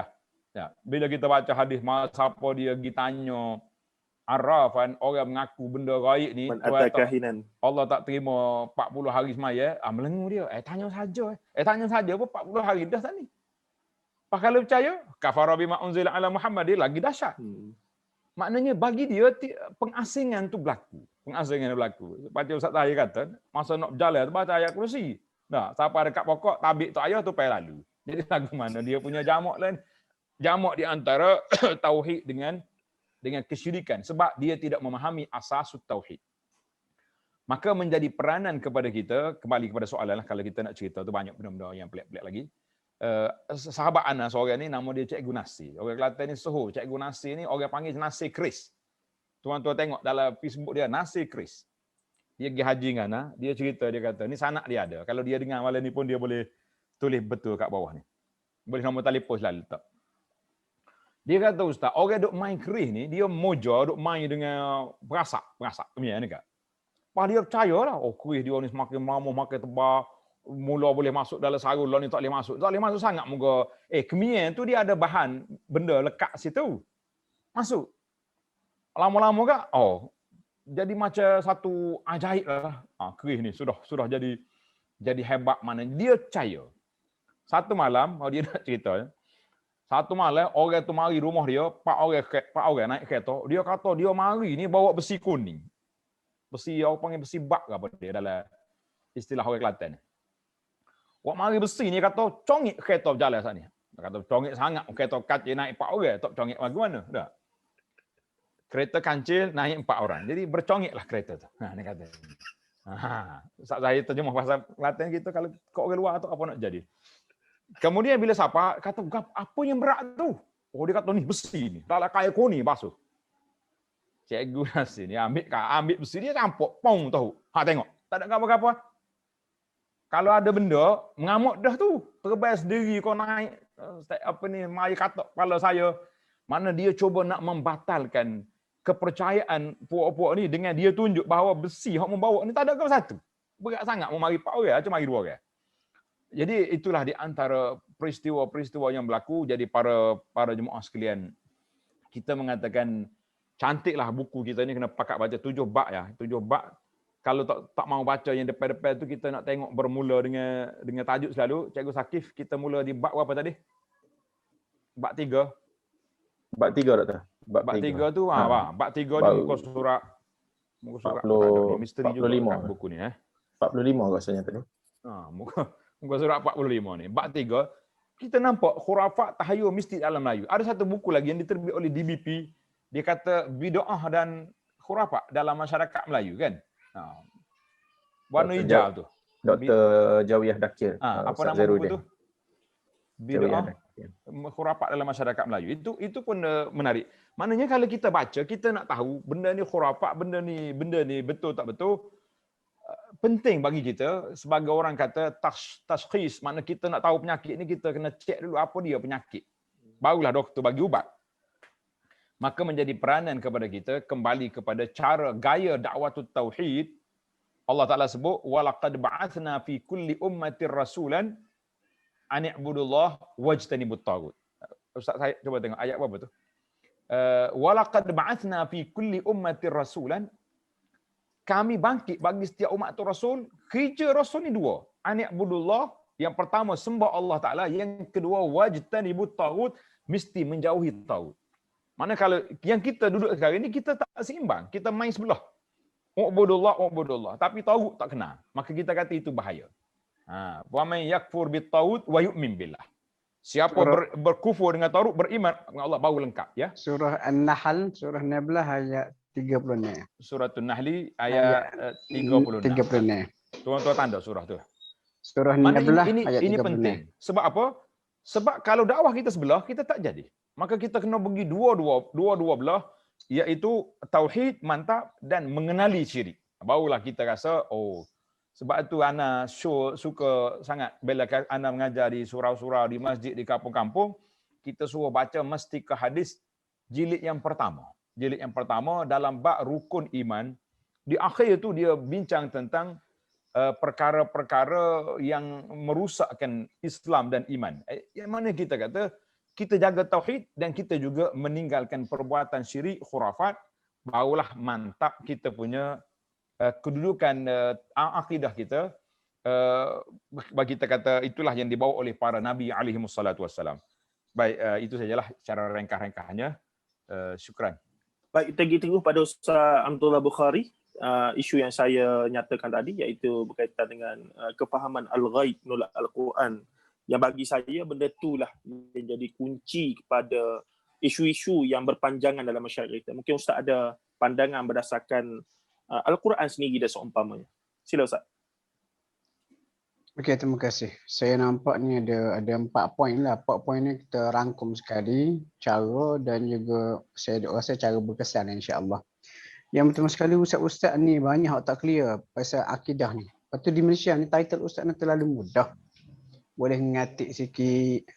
Ramai kita tengok ustaz selebriti bidang lain. Lepas tu oleh kerana pandai bercakap, lepas tu jemput penerbit jemput, lepas tu catch up pun sedap. Lepas tu sudahnya tu diangkat jadi ustaz, jadi selebriti dan sebagainya. Sedangkan ni kita masih banyak lagi masalah isu berkaitan dengan akidah dan sebagainya. Bahkan setengah tu duk promote benda-benda karut marut ni. Contohlah saya pernah jumpa ada ustaz-ustaz ni yang minta maaf cakap lah. Dia ni masih kategori ustaz selebriti, dia dijemput sebagai panelis untuk satu kata pembentang untuk satu program mengenai Fatihah. Saya pun saya pergilah, saya bentang lepas dia. Kita duduk belakang dengar bentang. Lepas tersebut ada benda yang kita mengaji agama guna common sense pun tahu benda tu tak betul. Lepas tu pun lepas habis dia bentang dan bertanya, Syekh, ente ambil kat mana ni? Lepas tu dia macam tersentak. Adalah nak rujuk-rujuk. Lepas tu lepas balik kita check balik Google. Sebiji Google. Dan benda tu kita tengok, kita tahu common sense, tahu benda tu karut, benda tu tak betul. Amalan mengarut. Itu yang pertama. Maksud ustaz-ustaz ni sendiri nak kena pastikan dia sendiri tu mempunyai ilmu yang ayat surah An-Nahl. Saya nak share juga satu ayat surah Yunus, surah yang ke-10. Ayat 104. Ayat ni kalau baca tafsir macam Bahbah Zuhaili, dia kata ayat ni cerita tentang akidah dan dia guna 2 kaedah. Dia kata at-takhalli kosong, lepas tu at-tahalli, lepas tu masuk ke baru. Masalah kita di tanah Melayu ni, kita tak ada kosong. Macam gini lah, kita nak buat rumah. Kita terbetal. Sebelum kita buat tapak rumah, kita kena korek dulu buat belakang akar tu. Dibimbangi kalau tak buat akar, lepas kita buat rumah, tumbuh balik pokok-pokok tu merosakkan rumah. Cara terbaik kena bongkar semua akar tu, kosong sungguh, baru masuk baru. Dalam surah Yunus ni, surah yang ke-10 ayat 104, Allah kata apa? Qul ya ayyuhan nas, katakanlah sekalian manusia. Ini khitab ni Allah Ta'ala tujukan kepada manusia. Maksudnya hak Islam, hak kafir, dengar, jelas. Dia kata, in kuntum fi syakkin min dini. Kalau kamu berasa ragu tentang apa agama aku ni, sekarang aku jelaskan 2 benda. Yang pertama, fala a'budu alladhina ta'buduna min dunillah. Aku tak sembah langsung benda yang kamu sembah selain pada Allah. Untuk bomo, keramat, tangkal, tak masuk. Walakin a'budullaha alladhi yatawaffakum. Tapi aku sembah Allah semata-mata Tuhan yang mematikan kamu. Wa umirtu an akuna minal mu'minin, dan Allah Ta'ala suruh aku jadi orang yang benar-benar beriman. Maksudnya korek buah lama, bersihkan betul, masuk baru. Dan ini sudah pasti kena dilakukan pada peringkat asas lah. Lepas tu balik pada silibus asal. Kalau boleh masa kecil lagi tu kita terapkan masa sekolah rendah, gunakan kaedah-kaedah yang mudah dan sebagainya. Pasal apa tahu tak? Saya pernah jumpa seorang mu'allaf ni, kalau kita kata dia ni macam budak tadi lah, dari segi akidah. Tetapi dia mangkali sebab dia mengaji dah dengan asatidzah betul, dia dah ada common sense akidah betul. Lepas tu bila jumpa ada seorang pakcik yang kita kata lahir Muslim tetapi penuh dengan khurafat.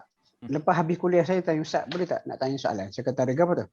Pasal dia kata hari tu ada seorang lelaki ni jumpa saya. Lepas tu dia pun suruh saya pejam mata. Saya pejam mata lah, suruh tak ada tanya. Tiba-tiba jatuh batu kata tanya saya. Lepas tu pakcik dia kata batu ni boleh jaga kamu. Tapi jangan ta'asuk nanti syirik. Dia pun jadi pening. Dia pun rujuk anak. Dia kata, Ustaz, boleh tak saya nak sipir batu ni? Kita pun nak jawab, kita nampak dia pun jenis orang fikir. Jadi kita bagi jawapan secara berfikir. Mula-mula sekarang nak tanya dia balik, agak-agak batu dengan Hajar Aswad mana lagi power? Dia kata, Ustaz, Hajar Aswad lah. Dia siap boleh sebut hadis tau. Hajar Aswad ni hadis Sunan Tirmizi, dulunya putih, turun ke bumi jadi hitam. Jadi bila dia dijawab lah, kita tahu dia ni ngaji. Maksud walaupun dia mu'alaf, dia ngaji. Dan dia pergi jalan lalu betul. Cuma kadang-kadang dia keliru. Lepas tu, apa kata? Dalam hadis Sahih Bukhari Muslim, Sayyidina Umar bila tawaf duduk depan Hajar Aswad, dia kata apa? Batu mu tak boleh bagi manfaat ataupun mudarat. Kalau bukan kerana Nabi kucukam, aku takkan kucukam. Jadi kalau sekiranya Hajar Aswad kita anggap pagi power daripada batu ni, pun Umar kata lagi tu, batu ni tak ada apa. Kata-kata soalan yang kedua, agak-agak kalau ambil batu ni letak atas meja, ketuk dengan tuku, pecah. Dia kata pecah lah Ustaz. Lepas tu lagi mana dia nak pelindung, jaga apa, dia sendiri pun tak mampu jaga diri dia. Jadi benda macam ni kita kena bawa. Kemudian kadang-kadang masyarakat kita ni hak rosak akidah ni, dia percaya benda khurafat, takhayyul dan sebagainya. Dia satu lagi orang kita ni malas nak ngaji. Orang kita nak pergi masjid, nak baca buku kena malas. Antara benda yang paling mudah untuk orang kita ni serap masuk adalah melalui hiburan. Filem lah mudahnya. Filem. Masalahnya filem-filem kita ni duk bawa juga benda karut, benda macam ni. Ustaz Zahir tulis buku untuk guru duk ceramah, semua duk ceramah, tapi balik rumah tengok cerita hatu lagi. Lepas tu dari cerita hatu terus balik. Lepas tu duk buat benda-benda mengagut. Jadi kalau ikut pendekatan lagi praktikal, saya duk nampak lah. Mungkin kita boleh jumpa dengan atau kita boleh bagi caranya kepada pembikin filem supaya masuk terapkan akidah ni melalui medium lagu ni. Supaya orang tengok, orang belajar. Itulah lebih kurang apa pada pandangan lah, cara nak bersih kebenaran Allah Alam. Alhamdulillah, masih banyak Ustaz Abdullah Bukhari. Terus kita pada Ustaz Azwan. Jika ada sebarang penambah ataupun cadangan dan juga kita katakan ni lah. Statement anda tadi, anda kata isunya tak faham iman kepada perkara gaib, seluruh perkara gaib lah, makhluk dan alamnya, berdasarkan Quran dan Sunnah. Sebab orang Melayu kita ni sebahagiannya akses ke alam gaib melalui apa yang tok nenek moyang tinggal. Yang dicampur di situ, hak Islam ni dia ambil jugalah, percaya pada Allah pun tak ada masalah. Tapi hak hatu ni pun dia tak boleh juga. Jadi gitu. Ustaz saya ada cadangan ke? Alhamdulillah, ana sendirinya ana bawa pandangan Maulana Abdul Hadi lah dalam bab ni. Ana rasa kita ni sebab masyarakat kita ni kosong jiwa dia daripada Al-Quran. Daripada faham Quran. Quran tu sebutir 30 juzuk ni kita tak ada tepat boleh kata syarah sepenuhnya. Kena konsep Al-Quran tu sendiri. Oleh kerana tu, bila tak ada Quran dalam jiwa, dia masuk benda lain dalam jiwa dia. Dia masuk percaya benda. Ustaz Said, dia ada juga Quran, tapi Quran dia Quran tajwid. Itulah maknanya kefahaman Quran. Kefahaman tauhid dalam Quran, kefahaman syirik dalam Quran. Kalau Maulana Abdul Hadi dia bawa, dia kata ada kita kan panggil ada benda karut dah. Dia buat contoh yang ana rasa kalau kita sebut ke orang kampung boleh faham. Kalau rumah kita tinggal lama, tuang tinggal lama rumah ni, tak, dia akan ada karut dalam dia. Karut laba kita panggil. Orang Terengganu, orang Kelantan pun panggil karut laba tak. Karut, benda karut ni, dia karut sampai kita nak buka pintu pun tak boleh. Begitulah apabila jiwa kita jauh dengan Quran, tak, jauh dengan kefahaman Quran. Quran tajwid tu ramai ada. Setiap kampung ada tok guru tajwid. Tapi tok guru tafsir ni tak ada. Jarang sangat. Tambah pula, hak mari ngajar tafsir, ngajar ikut aliran masing-masing. Hak ni pun satu penyakit juga. Tak? Orang politik dia syarah kot politik dia. Tak? Orang ni dia tak syarah hak poin butir dalam Quran, iaitu tauhid tu sendiri. Maknanya benda hak paling utama. Jadi ana rasa itulah kalau nak sebut contoh-contoh bab Ustaz Allah sebut tadi batu, ana temu ada di mana-mana pun ada. Ana rasa benda dia letak kuda laut hak kering tu depan pintu rumah aja temu tak. Ni ana pernah tengok. Banyak. Hak ni dia kata buat apa benda tu juang dia kata selamat, dia akan jaga daripada jin yang mana. Allah, kita kata. Jin tengok golek suka, kita kata. Tak. Sebab dah lah apa ni, kuda laut tu dah lah kecil. Kering pulak, mapuh pulak. Kalau dia letak kuda betul depan rumah boleh tahan kira tak. Ni kuda kecil tu boleh jaga dia. Dan baru ni Ana mari di kampung ni lagi kedai photostat, nak photostat buku. Tengok di kedai dia photostat besar. Color lagi dia khatam nubuwah. Kita kata dah ambil mana ni khatam nubuwah ni? Orang beri dia kata. Selamat benda ni. Tak. Oh, benda ni dahsyat. Kita kata tak payahlah, benda ni bahaya. Tapi yang lagi pula tak buang juga. Sebab dia ada kepercayaan. Dia ada kepercayaan. Memang mazhab jamak ni kita nak berobat lagu mana, kita doalah dan kita teruskan dakwah tauhid, dakwah sunnah ni, moga-moga masyarakat kembali balik. Wallahualam, sekadar itulah. Baik, Cikgu Nik tu. Kalau ada pandangan lagi dari sudut saintifik ke fizik ke? Untuk apa dia panggil, untuk menyelesaikan masalah ni, Ana rasa cadangan daripada saya lah. Kita rumuskan dalam 3 bentuk, dalam 3 perkara ataupun 3 poin. Yang pertama ialah punca. Kita kena pasti punca tu dari mana benda tu datang. Sebagaimana yang Ustaz Zairuddin tulis dalam buku tu, benda tu datang daripada kesinambungan agama yang bersambung-sambung daripada zaman tak beragama kemudian masuk kepada Hinduism, Buddha dan sebagainya. Jadi pendakwah-pendakwah yang ada ataupun ustaz-ustaz yang ada perlu tahu punca itu, supaya macam yang Ustaz Abdullah Bukhari sebut tadi, bila kita nak bina rumah kena buang akar tu dulu. Jadi akar tu kita nak tahu akar tu, kena tengok tu akar tu jenis merebak ke jenis tak merebak. Kalau jenis akar tak merebak, kalau kita naik rumah mungkin dia boleh mati dengan begitu saja. Tapi kalau akar tu jenis merebak, kita kena buang. Jadi pendakwah ni dia kena, bagi saya lah, dia kena selesai bab tu dulu, nak ceritakan dari mana benda ni berpunca. Jadi nak selesai itu kena tahulah. Jadi kalau kita tak tahu daripada mana pun satu masalah juga. Jadi saya ingat buku Ustaz Zairuddin sesuai untuk mendapatkan pandangan awal lah, berkaitan dengan punca. Macam mana orang Melayu itu daripada satu tidak ada agama pergi ke bawah agama, kemudian sama Ustaz Zairuddin lah, apa yang dibincangkan oleh Hamka dalam buku Falsafah Ketuhanan. Macam mana orang pada zaman dulu bermula daripada tak ada agama, dia cari tengok matahari turun naik, agama turun naik. Pun dalam Al-Quran pun ada cerita tentang umat Nabi Ibrahim, kata silap saya Ustaz Abdullah. Kemudian punca tu sendiri. Kemudian Nabi Ibrahim. Pengalaman Nabi Ibrahim. Pengalaman saya sendiri dalam keluarga saya pun, Dr. Abdul Basit sekali ada kenduri, ada kad lah, maksudnya kad undangan kenduri. Kemudian bila orang nak pergi rumah kenduri tu, dah siap semualah, maksudnya kita dah nak turun dah pergi kenduri, ada biawak melintas. Biawak melintas ni kalau dalam masyarakat Melayu ni kira sial. Kira sial sungguh lah. Sial majar lah kan. Jadi tiar macam burung orang Arab deh. Macam burung orang Arab lah.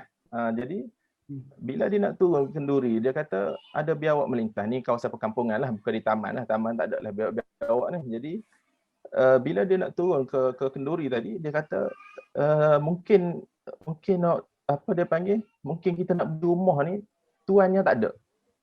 Kata tuannya tak ada apa dah, kita ajak kenduri betul dah, tarikh dah masuk dan sebagainya, confirm lah tuan rumah tu ada. Jadi benda-benda macam ni seolah-olah masih lagi ada pada masyarakat kita ni, biawak melintas dan sebagainya. Ada lagi percaya benda-benda macam tu. Okay, itu dari segi punca. Kita kena tahu dari mana benda tu datang dan macam mana kita nak menyelesaikan. Yang kedua ialah macam yang Dr. Abdul Basit sebutkan tadi, iaitu berkaitan dengan ustaz-ustaz ni. Walaupun saya bukan ustaz. Macam yang Ustaz Abdullah Bukhari sebut lah, mudah sangat nak bagi title ustaz, masuk kena pada saya lah tu. Jadi untuk ustaz-ustaz lebay dan sebagainya, saya teringat almarhum Tuan Guru Datuk Nik Abdul Aziz sebut dulu. Dia kata apabila dia balik daripada Mesir ke ataupun daripada India, Pakistan, saya ingat dia kata pada waktu dia balik tu, mandi safar masih banyak berlaku di negeri Kelantan sendiri, dia kata. Dalam kuliah dia sebut, saya ingat mandi safar tu masih banyak. Saya tak sempat lah, Ustaz Abdullah Bukhari, saya tak sempat dengan mandi safar tu, cuma saya dengar orang cerita sajalah. Dia punya ritual dan sebagainya. Jadi kata almarhum Tok Guru Nik Aziz, dia kata yang menjadi masalah kepada mandi safar ni ialah, yang jadi tekong dia tu ialah ustaz sendiri, bukan orang yang datang daripada latar belakang biasa-biasa. Itu ustaz yang jadi tekong dia tu. Saya pun tak tahu itu ada macam mana. Dia pun imam dia tu, khalifah dia tu dia panggil. Dia datang daripada golongan ustaz tu sendiri yang buat ritual dia. Jadi ustaz-ustaz ni, kata almarhum Tok Guru, apabila balik daripada tempat belajar, dia kena ajar apa yang dia belajar, bukan ikut apa yang dibuat oleh masyarakat pada waktu itu. Itu saya teringat apa yang disebutkan almarhum lah. Dia kena ikut apa yang dia belajar. Itu tujuan dia pergi belajar. Dia kata kalau kita pergi belajar jauh-jauh, pergi ke Mesir, pergi ke Jordan, pergi ke Mekah dan sebagainya, kalau kita balik ikut apa yang masyarakat buat, tak ada gunalah kita pergi belajar jauh-jauh. Baik kita ikut je apa yang ada di sini. Itu tujuan dia kata. Itu faktornya apa yang disebut oleh Dr. Abdul Basit tadi, faktor ustaz tu sendiri yang membuatkan benda tu menjadi semakin subur, dan orang ramai ataupun masyarakat awam akan berdalilkan dengan ustaz itu sendiri. Okay. Kemudian itu yang kedua lah, iaitu berkaitan dengan ustaz yang kita sebutkan tadi. Dan yang ketiga ialah faktor pengajian. Macam Ustaz Abdul Bukhari sebutkan tadi, faktor pengajian. Kalau kita tengok semua rumah di negara kita ini ada Al-Quran. Macam Ustaz Abdul Bukhari sebut, ada Al-Quran siap bertajwid. Tapi berapa ramai yang dalam masyarakat kita, kalau kita tutup mushaf terjemahan tu, berapa ramai yang boleh terjemahkan surah Al-Fatihah daripada awal sehingga akhir tanpa merujuk kepada buku yang dia baca 17 kali sehari itu. Berapa ramai yang boleh terjemah surah Al-Fatihah? Bukan kata huraian, terjemah tu dulu. Terjemah. Bahkan sebelum itu, kalau kita faham kalimah tauhid la ilaha illallah Muhammadur Rasulullah tu, kata guru saya, sudah cukup sebenarnya untuk kalau kita betul-betul faham kalimah tauhid la ilaha illallah itu menafikan segala bentuk syirik, dan Muhammadur Rasulullah itu menafikan segala bentuk bid'ah. Itu sudah cukup untuk memahamkan manusia ataupun orang awam pada waktu ini macam mana nak mengelakkan diri daripada la ilaha illallah itu ancaman dia ialah syirik, kemudian Muhammadur Rasulullah itu ancaman dia ialah bid'ah. Tapi berapa ramai yang lebih suka belajar tentang ilmu tarannum berbanding dengan ilmu memahami surah Al-Fatihah sekalipun. Itu batal, ini sebut salah. Memang saya tak nafikan benda itu ada dia punya sandaran, tetapi macam saya sebutkan tadi, surah Al-Fatihah itu sendiri, berapa ramai yang memahami kalimah yang kita baca untuk kita faham dalam kehidupan kita, berbanding dengan apa dia panggil, kalau kita belajar tauhid pun, kalau kita tengok orang yang belajar tauhid pun dia pergi kepada tidak salah, tapi dia pergi kepada sifat-sifat Allah sebagainya mustahil, tanpa memberikan penekanan kepada perkara-perkara yang membatalkan iman itu sendiri. Wallahu a'lam. Terima kasih. Alhamdulillah, masih kepada semua panel. Cuma sebagai penutup, saya ingin bagi sedikit lagi pandangan. Ada satu isu lah di alam Melayu kita ni, kerana bila Islam mari, kita dah ada adat budaya warisan yang tersendiri, dan sebahagiannya berbentuk petua, adat istiadat dan seumpamanya. Adalah tidak adil, sebab ana latar belakang pengajian Melayu. Bila kita masuk dalam pengajian Melayu ni, kita terbuka. Sebab memang masuk pengajian Melayu tu nak faham orang Melayu berfikir pasal agama. Kenapa cara orang Melayu berfikir tentang agama dia tu. Jadi ada istiadat budaya kita masing-masing. Macam di Kelantan, Syekhuna Dr. Basit sebut tadi, ada menara, makyungnya menara, ada dikir barat. Di Terengganu ada ulik mayang, ada ancak, ada pelbagai lagi tradisi budaya. Kalau kita nak tengok dari sudut hukum, satu masa almarhum Tok Guru Aziz melalui kerajaan dia mengharamkanlah sebahagian besar daripada adat istiadat budaya tersebut.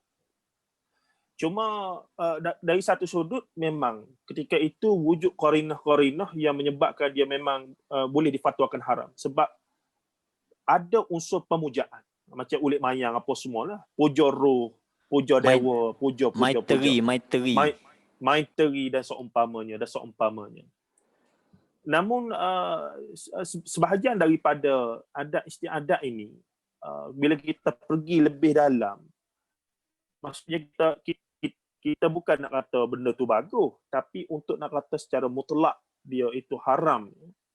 Bila tengok dari sudut qawaid fiqhiyah sikitlah, tengok peralus tu, rupa-rupanya hak tak boleh sungguh-sungguhnya bahagian muja tu dan seumpamanya, hak tu memang berkaitan akidah syirik dan seumpamanya. Adapun bila tak ada qarinah-qarinah itu, contoh di Kibarat lah, bila tak ada dah qarinah-qarinah itu, maka kerajaan Kelantan sekarang membenarkanlah di Kibarat bila dia tukar dah muja buka panggung puja tak ada, buka panggung tutup tak ada, dan dia punya lirik tukar lirik-lirik nasihat dan seumpamanya. Dan mulalah berubahlah berlakunya evolusi itu. Jadi di sinilah menariknya kita ni sebagai pendakwah nak tarik tepung lah, tapi tak sesuai lah Dr. Basit sebut benda ni. Nampak dia pula suruh orang dekir tu. Cuma anda nak katanya ada benda yang memang kita kena sedikit-sedikit kita kata bukanlah bertoleransi, tapi ada ruang itu supaya tidaklah kita putuskan ya haram secara mutlak. Cuma zaman Tok Guru dulu barangkali suasana ke dia nak bagi satu sedar dulu, hak ni hak tak boleh. Jadi dia guna kuasa yang dia ada, tapi kemudian dia didik. Akhirnya lah ni dikir barat dengan nasyid pun tukar dah sebahagian. Itu satu benda yang kita kata ada ruang lah untuk kebudayaan masyarakat. Dah banyak lagi lah di dalam kebudayaan Melayu kita ni memang rumit benda-benda gitu. Jadi menarik untuk kita pengalusi satu-satu. Bahkan Tok Muk bila saya live dengan Tok Muk bincang isu ni pun dengan Dr. Kamil, mereka mencadangkan ustaz-ustaz yang belajar di luar negara, bahkan yang betul-betul dapat pengajian agama di luar negara. Bila balik, at least dia faham wakil. Dia faham orang Melayu ni beragama. Orang kata tadi lah khurafat tu mari mana. Dia tak boleh mari duduk tu, puh. Oh ni benok. Maksudnya terus boboh atas hitam putih selalu. Di situlah. Tapi lambat lah kalau kita dah. Panjang cerita lah lagu tu pula dah. Warna senyap belakang ni. Risau pula Anan. Ada. Jadi untuk penutup kita ni, seminit sore lah. Syekhuna Dr. Basit, kalau boleh bagi inilah nasihat ke apa untuk penutup. Seminit sore. Nanti ada sebelum tutup tu, oleh kerana kita tahu ada masa ada sebuah buku lagi ni yang berkaitan. Comel. Israiliyat hadis maudhu ni. Acu Ustaz Zahir bagi dulu 4-5 minit sinopsis. Gapo dia ni? Hak ni kembar dua ni. Hak ni kembar dua ni. Jadi gapo dia hal ni? Kalau perlu kita wacana, kita ambil tarikh lain pula dengan dakwah limited. Cerita sikitlah. Baik, sebenarnya dah Tok Guru tanya tu, buku ni khurafat tahayul dan mistik dalam Melayu adalah kesindambungnya kepada buku ni. Asalnya buku ni persoalannya tadilah yang dua mula-mula tu. Kenapa orang kita mudah percaya dakwaan, riwayat, hikayat yang menjadi bidang kajian PhD Anas sekarang yang mengkaji hikayat Melayu berunsur Islam. Bagaimana cerita Nabi-Nabi dan Rasul. Sebab anda perhati masa tu, sejai pula ni Dr. Basit. Ni ulas saya lepas ni. Lepas ni kita ambil 2 jam pula untuk ulas saya. Ulas saya. Okey. Nak katanya buku ni ringkasnya gini. Ana lihat ramai dah ustaz-ustaz kita, masyaikh kita duk ulah hadis palsu ni macam mana, hukum dia begitu begini, contoh-contoh, begitu juga Israiliyat ramai dah sebut ni. Tapi macam Cikgu Nik sebut tadi, ana perhatikan asatizah kita ni dia tak jelaskan daripada mana asal usul marinya yang namanya hadis palsu, yang namanya Israiliyat, yang namanya fitnah dalam sirah, siapa kau Ali jadi tukar Ali apa semua tu. Lagu mana, macam mana dia sampai ke alam Melayu, dia berakar umbi dan dia menyebar. Jadi anak cuba jawab dalam buku ini. Dan sebenarnya cerita Tukar Ali yang Kacik Fatimah ada ke dalam buku ini? Sikit sebanyak ada. Mana kita nak tahu sanak mari mana, pasal apa dia? Tak ada. Tukar Ali Kacik Fatimah, dia dua tu duduk balik. Dia memang menarik lah benda bila kaji Ali dengan agama dengan budaya ni, dia jadi menarik selalu Dr. Basit. Dia Syekhuna dia jadi lebih luas perbincangan itu. Waktu ana jadi galik dalam nak cari jawapan pada persoalan ni. Jadi tutup dah tu. Seminit sore kita nyanyi ke orang ramai ni. 700 lebih duk tunggu ni nak tidur anak sekolah esok. Penutup nasihatlah penutup seminit sore insya-Allah. Baiklah, alhamdulillah, terima kasih kepada Ustaz Zahir. Jadi kalau kita bicara tentang budaya masyarakat, maka kita kata ada yang budaya-budaya itu memang berbentuk budaya yang tidak ada kaitan dengan akidah, tidak jadi masalah sekiranya budaya itu dianggap sebagai budaya molek, budaya yang baik. Macam kita ni bila mari budaya orang makan buah limau. Boleh tak boleh kita makan buah limau? Jadi kita kata makan buah limau tidak jadi masalah. Cuma kalau kita ada pemujaan kepada buah limau tu, itu baru jadi masalah. Supaya kita ni budaya kita. Kalau raya kat mesti ada buah makan ketumpat. topak ni pula dia kena ada bentuk dia 3 bucu, ada hak topak dakar, ada hak macam-macam jenis topak. Jadi kalau kita nak kaji hak budaya ni, pasal apa topak 3 bucu? Kalau buat 4 bucu dia jadi nasi kapit lalu. Jadi tak. Dia ada lalu dia punya istilah lain. Maka kita mengatakan ya tidak teori konspirasi lah. Jadi kita kata dalam masalah budaya silakan, dalam kita berbudaya tidak jadi masalah, pakai kain pelekak ke nak pakai baju komber ke tak apa. Jadi bila dia budaya yang berkait dengan agama, yang itu yang kita kena perjelaskan. Yang kena perjelaskan kepada masyarakat. Jadi insya-Allah kata orang buku ni sebagai perintis buka lorong kepada kajian-kajian yang sedia ada. Mudah-mudahan ada manfaatnya insya-Allah. Jadi kita kata barakallahu fikum, teruskan pengkajian dan bagi kita orang tua ni menyebarkanlah maklumat ni. Betul lah anak kata kita live malam ni. Mudah-mudahan ramai orang akan cuba nak buka minda, mencari maklumat dan tidak lupa jugalah peranan yang telah dibawa oleh Ustaz Abdullah Bukhari sendiri dalam perang gerila dengan syaitan dia ni pun. Ayat-ayat dulu dia buat ayat syaitan. Nak tahu ayat syaitan ni salah satu daripada buku yang tidak dihanyut oleh air banjir masa banjir rumah kita dulu. Itu rumah. Sehingga Ustaz lah terkejut. Dia kata pasal apa buku ni selamat? Anak kata duduk atas kereta, anak lari atas bukit. Hak lain tak ada hak lari. Hak tu ya selamat dalam buku-buku kita ni. Kita kata Masya Allah. Baiklah. Setakat tu ya tu. Nanti kita kata buat bicara kita malam ni wallahu a'lam. Dan sebenarnya penulis-penulis sana berpunca daripada banyaknya baca nota-nota tafsir Ustaz lah. Ni orang tak perasan sebenarnya. Alhamdulillah. Semua tu ada perasan. Memang majoriti ambil daripada hadiah Ustaz lah pun. Yukmilu ba'du ba'da. Baik. Kena claim royalty tu. Semen dia kena claim royalty tu, ngaku mana ni. Okey, alhamdulillah. Ana pesan gini lah untuk baiki kita isu akidah hak kita ada bincang malam ni sebenarnya nak pesan kena ada sabar. Cuma sabar ni sabar dua hal lah. Sabar kepada pendakwah macam kita kena santuni orang awam, dah dia mau tak tahu dan sudah pasti bila macam Nabi pun bila Nabi bawa benda baru yang menyanggah kebiasaan mereka, orang akan menenteng.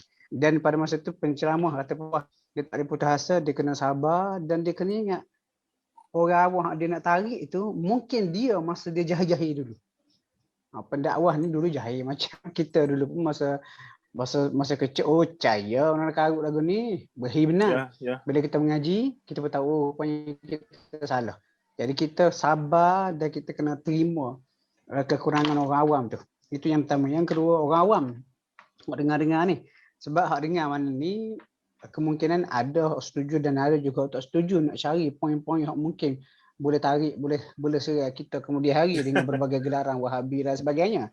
Tapi pesan lah kepada orang awam, walaupun kita dengar mana ni benda kita mungkin tidak bersetuju, tak setuju, sabar sikit. Kaji dan yakinlah. InsyaAllah benda-benda kita bawa ni, tengok pun otoriti ilmu hak boleh dipercayai. Sabar sekejap, insyaAllah sabar tu akan jadi ubat mujarab yang boleh selamatkan kita daripada syirik-syirik benda khurafat karut maruk kita dah pergi lama dah. Allahu'alam. Alhamdulillah. Teguh, Ustaz Said sendiri?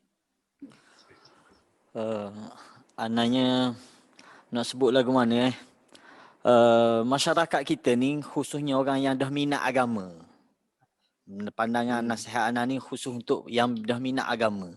Alhamdulillah kita jumpa mokcik-mokcik yang minat ke agama dan dia suka dengan zikir-zikir. Jadi cuma sedihnya kadang-kadang zikir-zikir yang diamalkan tu tak ada sumber. Oleh kerana tu kita kena sebar luaskan apa yang dah diusahakan oleh Al-Fadhil Tuan Guru kita, perisai Muslim itu. Tak? Hak ni kita kena sebut sungguh-sungguh ke masyarakat, nak pelindung, nak zikir, inilah sumber kita. Buku kecil saja tetapi malangnya dalam masyarakat kita masih lagi kurang pendedahan kepada ni. Dia lebih suka dengan zikir lain. Kita tengok musim Covid, ada orang duk sebar zikir daripada Syiah. Li khamsatun utfi biha harul waba wal hatimah. Zikir tu pun dia boleh sebar untuk mengelak daripada tak. Al-Mustafa wal Murtada wa banaihuma wal Fatimah ni ada disebarkan. Dan macam-macam lagi lah. Apa Ustaz Said tu? Kita dulu dalam beramal juga. Jadi tu hafal tu. Jadi ni antara bila kita kata kita kena buang benda-benda khurafat yang dia pegang, dia nak juga pelindung dia. Maka inilah pelindung-pelindung yang warid yang Nabi kita sendiri ajar. Hak ni kita kena sebar luah dalam masyarakat. Wallahu a'lam. Baik, Cikgu Nik. Baik, untuk pusingan terakhir ni saya sebagai orang awam lah, sebagaimana yang disebutkan oleh asatizah kita tadi, saya sebagai orang awam yang menunjukkan minat, bukanlah kita belajar agama secara rasmi, tetapi kita menunjukkan minat pada agama untuk belajar. Dengan kemudahan yang ada, kita berharap, betul-betul berharap telefon kita upgrade, rumah kita renovate, semua benda kita tukar baru. Tapi kalau ilmu agama kita hanya bergantung kepada ilmu yang kita belajar di sekolah dulu, saya rasa macam rugilah kita dengan kemudahan yang ada dengan internet dan sebagainya. Kalau kita hanya bergantung kepada ilmu yang kita ada dulu, memang kita tak memadai. Jadi dengan kemudahan apa yang ada, insya-Allah kita cek balik, sebab kita tengok dengan adanya Facebook sekarang ni, Ustaz Abdullah Bukhari, ramai yang share zikir, share doa dan sebagainya, tapi masyarakat kita masih lagi berminat dengan ayat-ayat Al-Quran. Tuan Guru Dr. Abdul Basit, ayat-ayat Al-Quran contohnya ayat penyembuh sakit lutut dan sebagainya. Masyarakat kita masih minat benda-benda yang berbentuk jampi serapah macam tu. Dia tak berminat dengan kaedah-kaedah nak tadabbur. Sebagaimana yang Ustaz Syed Muhammad Azwan sebutkan tadi, kaedah yang dibawa oleh Maulana Abdul Hadi sebagainya untuk memahami Al-Quran tu sangat-sangat baik. Jadi untuk mengatasi masalah masyarakat kita ni, dia suka benda-benda jampi macam tu. Benda-benda jampi yang berbentuk sekali baca terus jadi. Ada tu yang keluar doa sakit lutut sebagainya, doa sakit kepala baca ayat tu hilang, doa nak lari daripada roadblock PKP dan sebagainya, waja'alna min baini aidihim sadda, baca ayat tu semasa. Jadi benda-benda macam tu dia lebih menarik minat. Jadi nasihat saya pada diri saya sendiri dan sahabat-sahabat sekalian, kita upgrade lah ilmu agama kita yang kita ada dengan menggunakan kemudahan yang ada ini. InsyaAllah kita akan lebih pada zaman-zaman yang banyak fitnah dan sebagainya, ujian dan cubaan, masuk diri saya sendiri, ilmu agama inilah yang paling menyelamatkan kita. InsyaAllah. Terima kasih banyak Asatizah. Hafizakumullah. Kita jumpa lagi. Terima kasih. InsyaAllah, Alhamdulillah, masih belaka terutamanya pada Syekhuna Tuan Guru Datuk Dr. Abdul Basit Abdul Rahman sebagai pencetus kepada wacana ini, dan juga kepada jemputan khas kita Ustaz Abdullah Bukhari, dan juga kepada Ustaz Syed Azwan, dan juga kepada Cikgu Nik Sakif atas komitmen pada malam ini. Sejam setengah lebih kita bersama, dan juga tak lupa kepada Dakwah Unlimited yang menjadi, kita kata, pemancar ataupun orang belakang tabir pada hari ini. Dan antara matlamat kita pada hari ini adalah untuk membantu juga media kita ni melalui mereka lah yang jual buku. Saya tak jual buku saya sendiri, tuan-tuan. Jadi kita bagi mereka supaya jual buku ni dengan pendapatan ataupun komisen yang mereka dapat tu untuk kelangsungan mereka punya media ni lah. Itu cara saya boleh bantu mereka. Kami sebagai penulis boleh bantu. Nak bagi duit seketul 1,000, 2,000, 3,000 memang kurang mampu lah. Jadi cara dia, buku-buku yang saya tulis ni kita bagi komisen melalui penerbit supaya mereka boleh tolong jual. Tuan-tuan yang mendengar 700 lebih ni, kalau order order semua buku daripada mereka ini, jadi komisen ataupun untung mereka itu mereka akan guna untuk terus bersiaran macam ni lah. Setiap pagi menolong Dr. Basit. Contohnya untuk tafsir sampai 1,500 orang di sana, dan seumpamanya, subhanallah, satu juhud yang begitu tinggi. Ini pun lewat dah ni, dia buat nota tafsir bagi esok tu. Jadi kita berakhir di sini. Terima kasih semua. InsyaAllah kita jumpa lagi. Kalau ada makluman apa semua, bolehlah komen-komen. InsyaAllah ada masa saya akan komen di sana dan seumpamanya. Jazakumullah khairan katsira kepada semua asatizah dan juga para pendengar. Wabillahi taufiq wa hidayah. Assalamualaikum warahmatullahi taala wabarakatuh.